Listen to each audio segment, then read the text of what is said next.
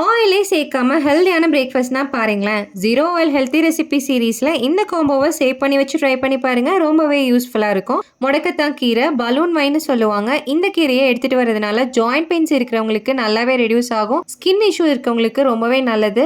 இந்த கீரையை அடிக்கடி உங்கள் டயட்டில் சேர்த்திக்கோங்க. கீரையை நல்லா ஆஞ்சு க்ளீன் பண்ணி தண்ணியில் போட்டு வாஷ் பண்ணி வடிகட்டி எடுத்து வச்சுக்கலாம். மிக்சர் ஜாரில் சீரகம், மிளகு, அந்த கீரையும் சேர்த்து அரைச்சி எடுத்துக்கலாம். 2 கப் இடியப்ப மாவு, தேவையான அளவுக்கு உப்பு சேர்த்து அரைச்சி வச்சிருக்கதையும் சேர்த்து நல்லா மிக்ஸ் பண்ணி கொஞ்சமாக சுடு தண்ணி சேர்த்து நல்லா உருட்டி எடுத்துட்டு இடியப்பம் மேக்கரில் போட்டு பிழிஞ்சு எடுத்து ஸ்டீம் பண்ணால் முடக்கத்தான் இடியப்பம் ரெடி.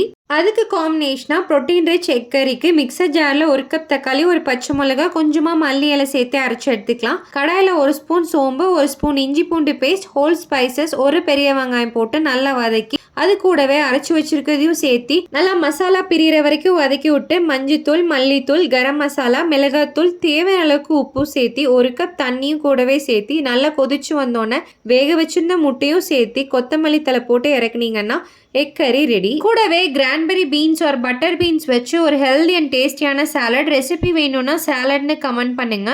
இந்த வீடியோ யூஸ்ஃபுல்லாக இருந்துச்சுன்னா உங்கள் ஃப்ரெண்ட்ஸ் அண்ட் ஃபேமிலிக்கு ஷேர் பண்ணிட்டு இந்த மாதிரி ஹெல்தியான ரெசிபிக்கு நம்ம பேஜை ஃபாலோ பண்ண மறந்துடாதீங்க.